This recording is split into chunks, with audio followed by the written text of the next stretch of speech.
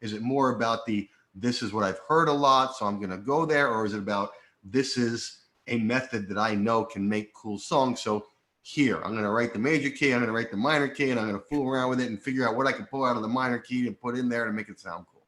Yeah, that's a great question. So, for most people, John probably included in this, it comes from the latter camp first, which is to say, intellectually trying to dip your toes into this, writing down the options and exploring, and then you develop a like degree of familiarity with which chords you like the sound of, and it is a little bit of, quite a lot of, ultimately listening to other people write chord progressions in this manner, analyzing them, seeing them use them in a way that is satisfying to your ears, and cataloging them. Like, just like I said at the top of the class, I like 5 minor a lot. I will often be writing a song and be like, this chord progression is kind of lame, it needs something, and my brain's like, 5 minor, just try it, just see. And sometimes it works.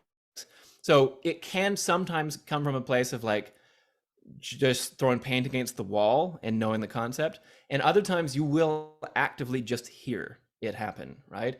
And this comes again from a place of greater proficiency typically, but John may very well have been sitting on that D dominant and then heard that note moving up, 1 degree, but heard like a funky bass note, and he might have had to go like, is it the flat 2, flat 3, flat 6, and like found it, and they'd be like, oh, it's the flat 3, modal interchange or whatever. Or he might have actually just heard flat 3 in his head and gone there. It's impossible to know, but there are levels to this thing. If you're Herbie Hancock just hears a chord and plays it at this point, and it can be anything. But from the ground floor, you should come from a place of, again, mimicking and understanding, analyzing other people's songs, and just writing out the options, putting them all on the table, and just jumping around between them.